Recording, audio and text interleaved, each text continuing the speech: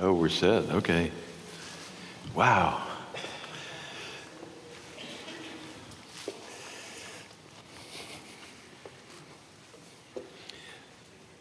The hour got here so quickly, and so did our penultimate poetry and music Lenten series. And I welcome you all. It's so wonderful to see you.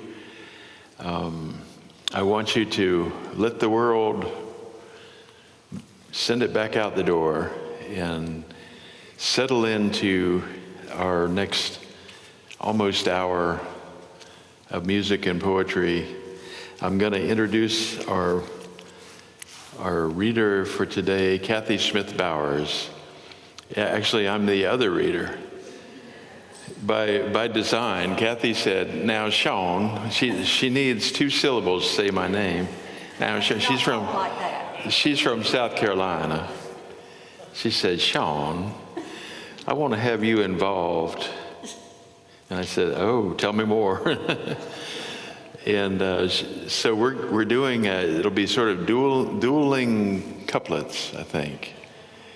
And Kathy was the North Carolina Poet Laureate in 2010 through 2012. She was born and grew up in Lancaster, South Carolina.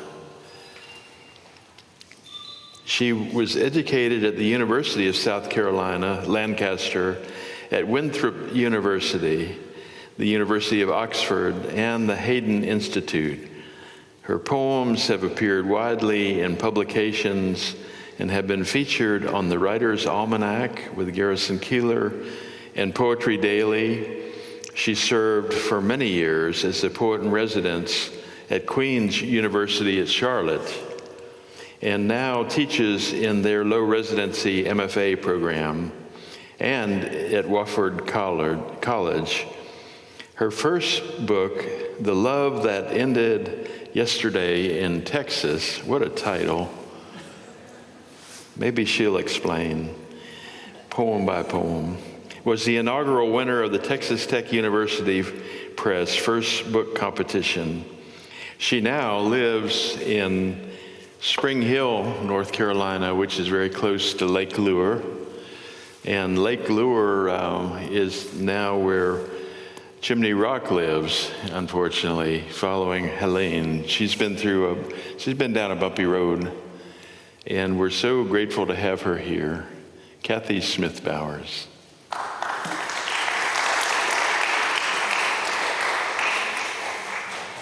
Oh gosh, thank you guys for coming to listen to poems.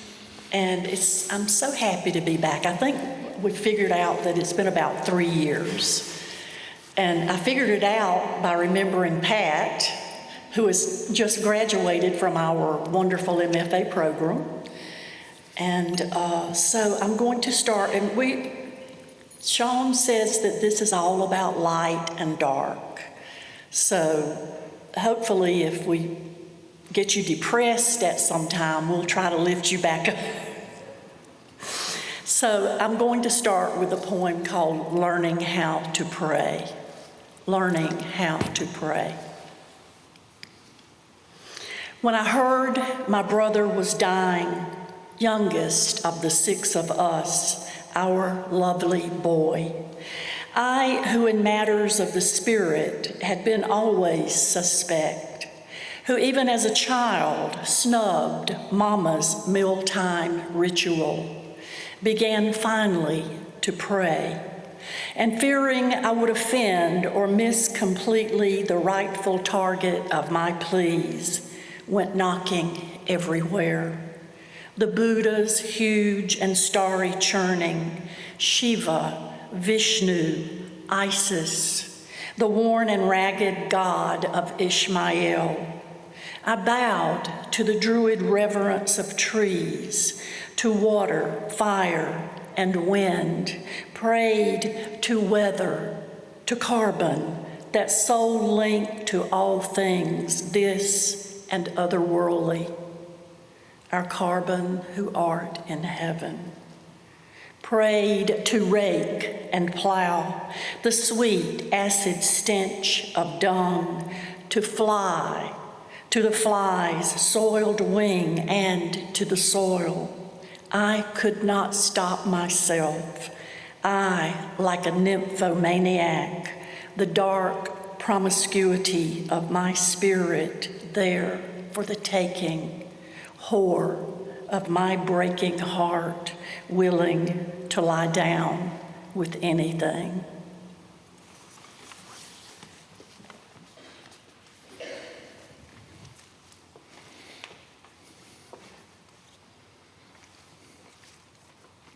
Gone. The rise, quiet, pure clouds of earliness, distant, soft, striated, and pink-edged. Tree silhouettes more distinct, not quite gray, not quite brown. At 3 a.m. we heard the chime from inside the house, though I argued with you over the actual sound. It seemed misplaced as we, the nuptial insomniacs, sat in the living room in broken sleep, discussing, among other things, what a noise might be. Later, as I showered outside in the dark, a light, cool rain fell, mixing into an easy wind that kept the chime in soft, ongoing telling with the air. Now, they've grown silent. Everything we discussed I've forgotten, but lo, yet I hear a soughing high in the leaves. Search the delicacies in the mossy ceiling for movement. Moments pass, and my son is here, crossing the yard in his buggy as I sit writing at the long table on the porch. I rise hurriedly to start the coffee, water and grounds already measured, return to greet him and find he didn't stop, only continued on his way. Suddenly, I imagine I'm dead.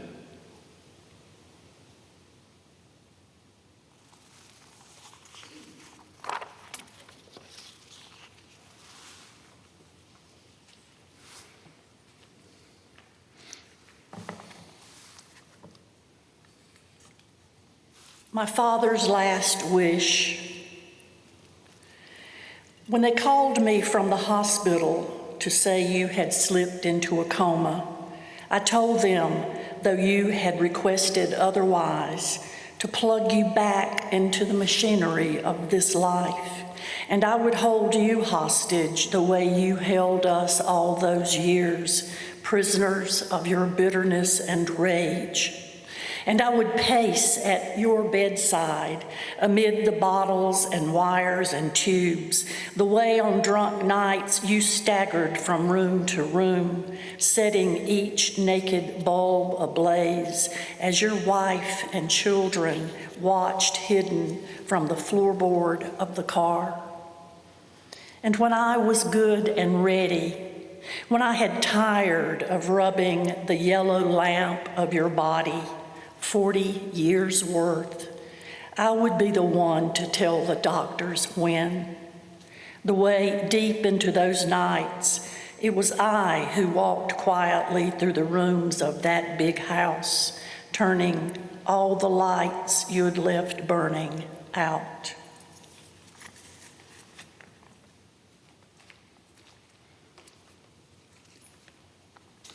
I should tell you that we're doing topics. The first was life and death. The second is light and dark. Next is fear and belief. This poem is called Spring. Again, the possibility of rain passes these latter days of the month. Again, distant thunder, listened from sleeping pillows, fades without answer. Now to the unheeding sky comes its bride in full raiment, in full raiment to visit the dwindling grass, the friable land. Only our solace comes in that golden shekel of light that fell to the floor, spilled through a crack in a left open door.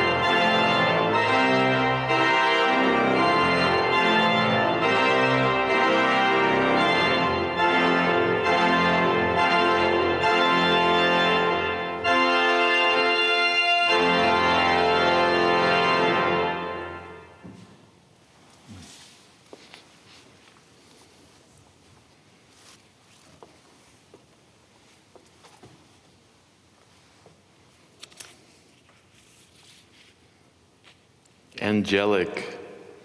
I see how it is with them, left to their own pursuit in our absence, the forgotten gate merely ajar between the two pastures, kept that way for days, and the yearling heifers chose this morning to pass through as if walking along a path to water's edge to disrobe with one another and bathe. Are they unlike the rugged, disbelieving soul, refusing heaven, yet slipping through some narrow way? Perchance things may be better, or at least strange. Whether imperfect as anywhere in this world, nothing nearly as sweet as the sight of them.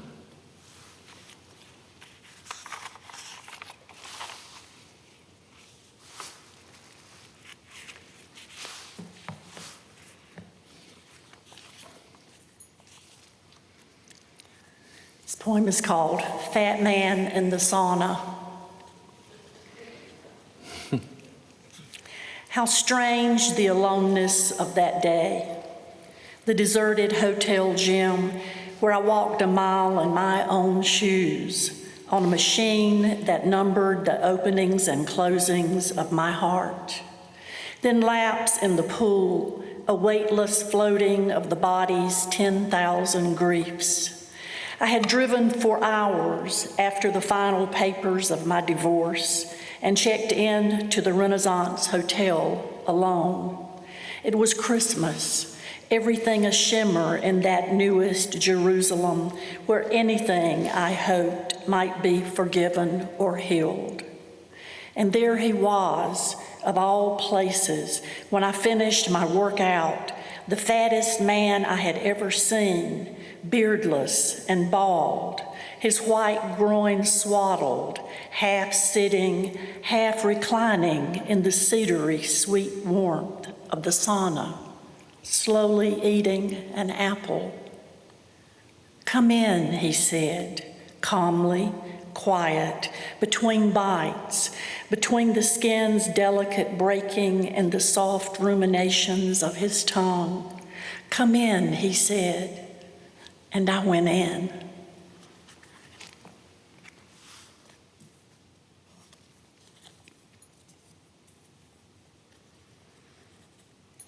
Weather. Even the ancient Egyptians knew God was nothing more than weather, a warm, dry wind surfing the Nile's easy swell as Osiris drove his faithful chariot across the sky.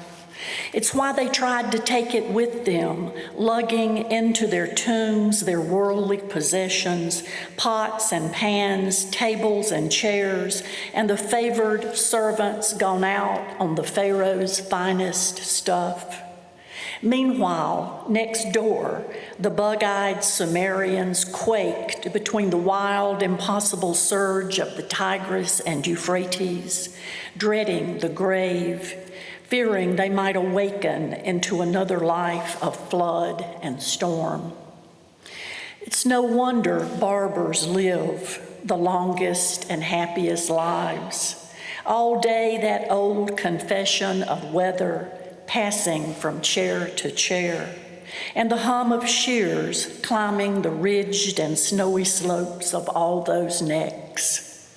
It's no wonder the last love of my grandmother's life was the weatherman on the local channel she kept her TV tuned to, her hair a knot of blue against her neck as she rocked on the porch between updates, calling out the latest forecast to passers-by. And no wonder each would stop a moment out of their busy lives to listen, to smile and nod before moving on, taking with them that small gift of weather, that prayer.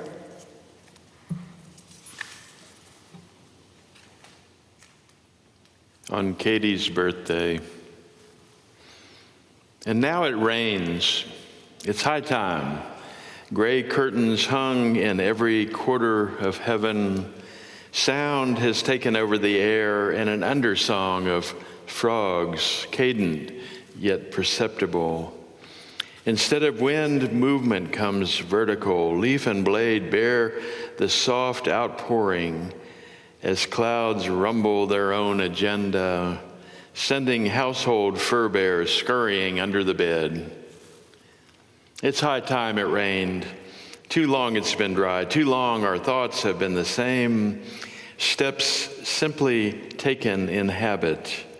Now we stop and survey unchangeable skies, know our lives in this instance to be held in certain hands, damp with our demise, wrought in all that carries us to another place, hidden from us until the moment we are swept away.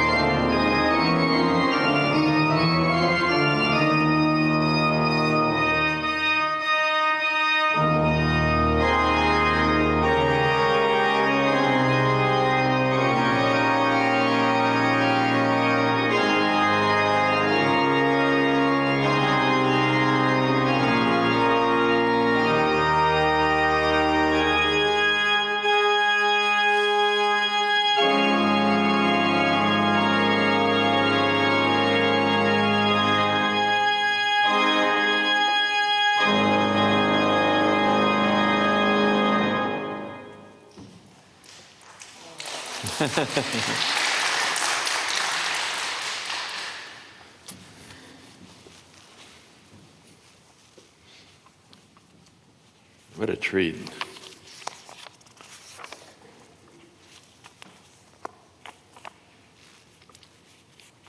This is under the heading Loss and Bounty. Out in the sylvan light, they fill fields, grazing as if all the planning, provisioning, and preparation of a great war is taking place. Radiance surrounds everything as they manage the extraction of certain wealth from the land yet another morning. The hour of frogs is past. Still, the soft lowing of doves cosseted in deepest shade. Staccato of woodpeckers persists as overpassing shadows, arrivals from the rookeries in the east, continue. This, the known world, keeps me from the future and saves me from the past. Only a little more do I know about one than the other.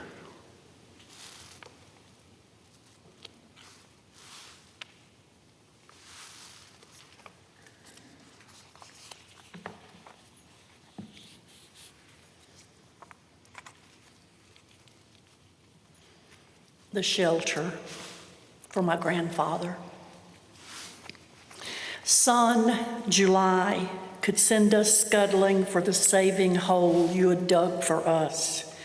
October blew dry leaves across the top like rats, where far below we thought their scratchings bombs. You taught us what we needed, how to add the cans and jars, divided by the number who survived.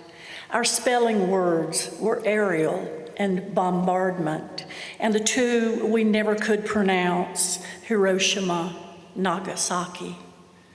No matter what bomb could find us there, what death when all along those muddy walls grew jars of beans and corn we lifted to their shelves like porcelain dolls. The war we raided for refused to come. Still, you taught us well the rudiments of breaking ground. When we climbed out, the sky still looked the same. The silo held the sun up like a prize. The spotted cow who had watched as we went down looked up, indifferent as the clover on her tongue.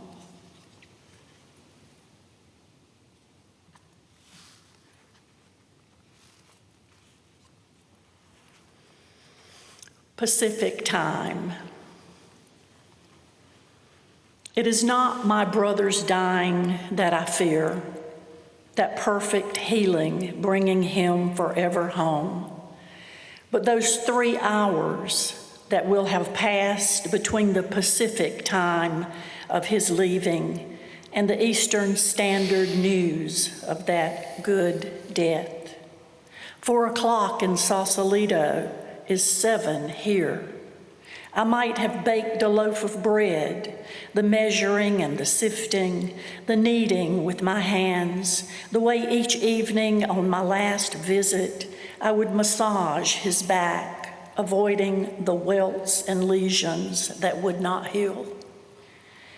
I know there is some logic to longitude's sleight of hand, like the televised magician who before my eyes made the Statue of Liberty disappear.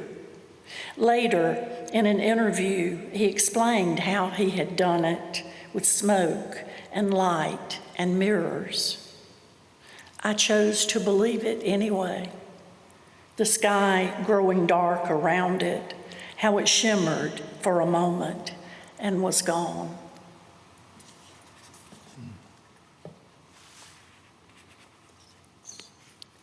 Bound. The epigraph.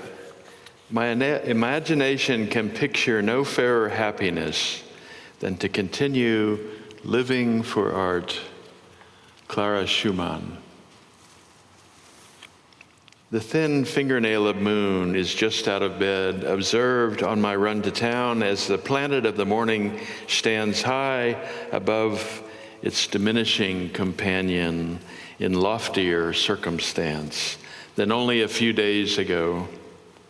It seems almost trite to speak of such things. How many times, from the ancients to now, have we borne our wonder for the lights of heaven and imagined to be their sole witness? Living for art, Clara Schumann spoke. Her clarion words shine upon this printed page as celestial light. To behold this very moment, our profane work of the day is about to begin.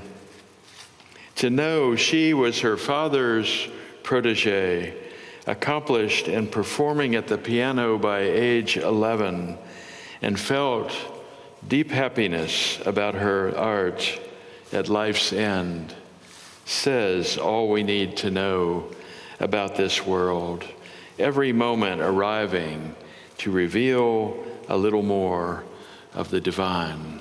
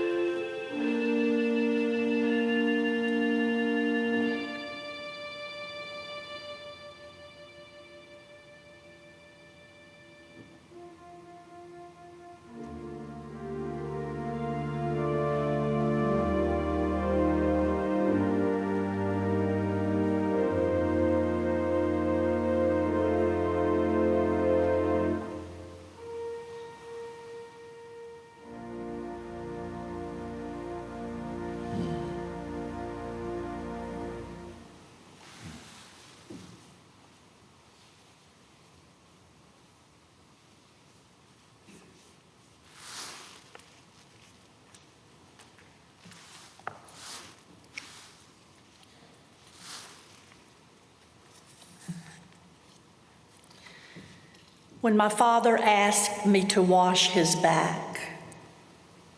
He stood there at the kitchen sink, late fall, I think, shirtless and hung over, his lungs long gone to brown from double shifts. His hands shook, gripped the rusty rim as I swiped a single S across his back and fled. Nights still, I lie in fear. There really is a hell.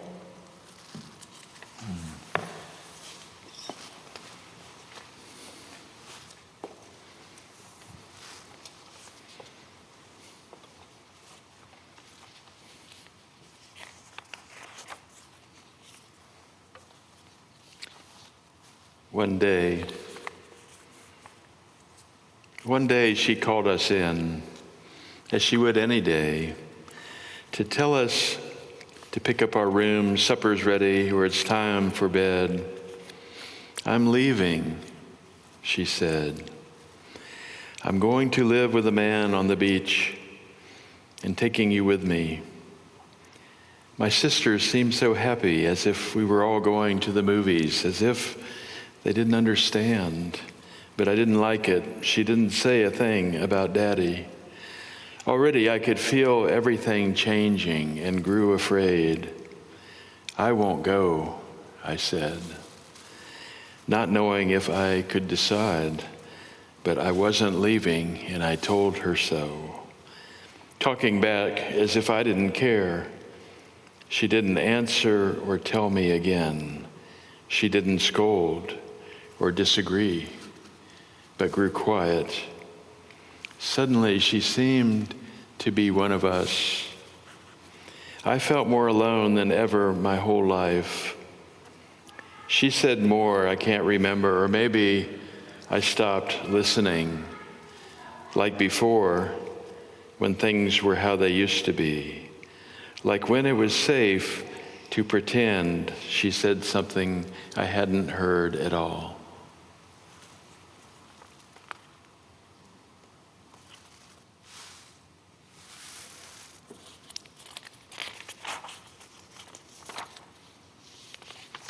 Final.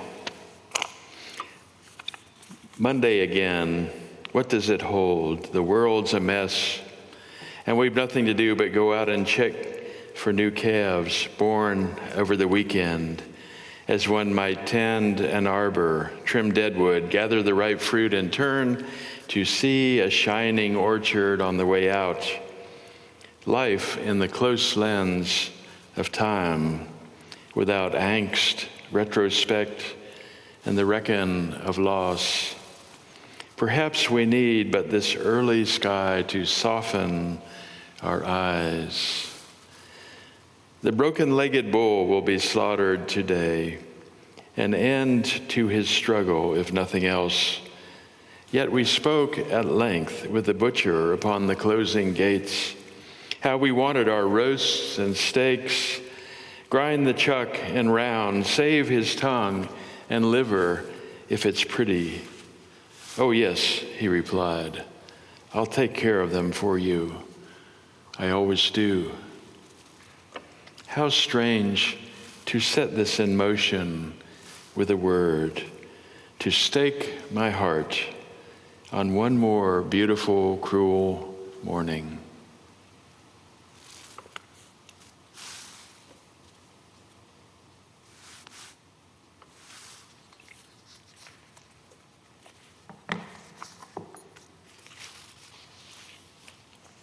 Groceries. I had a boyfriend once after my mother and brothers and sisters and I fled my father's house, who worked at the Piggly Wiggly, where he stocked shelves on Fridays until midnight, then drove to my house to sneak me out, take me down to the tracks by the cotton mill, where he lifted me and the quilt I'd brought into an empty boxcar. All night, the wild thunder of looms, the roar of trains passing on adjacent tracks, hauling their difficult cargo.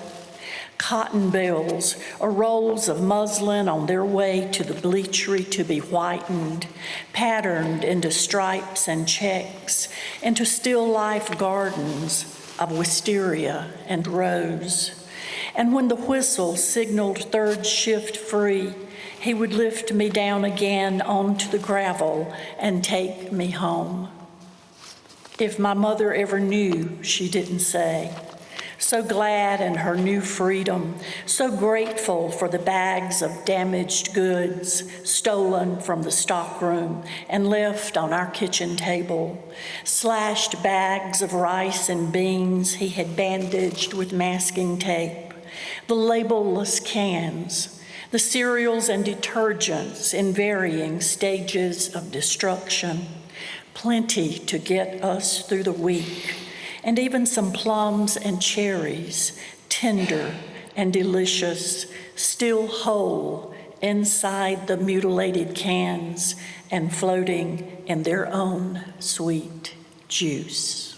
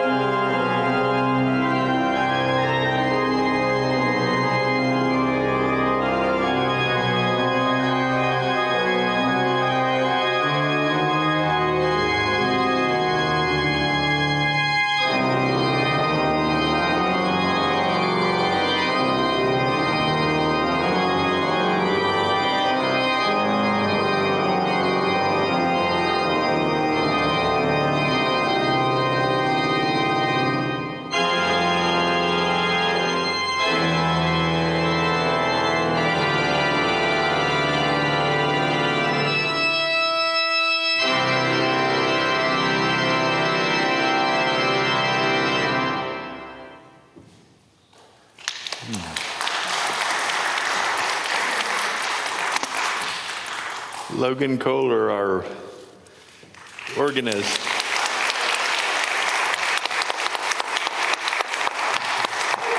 Thank you so much. Well, thank you for coming. We have one more next week with Brian Turner, and we have our pianist, Michael, coming, and he's an improvisational jazz pianist, and you will be very pleased to hear just as today. Thank you. You played some pieces I haven't heard in so long. Kathy Smith-Bowers.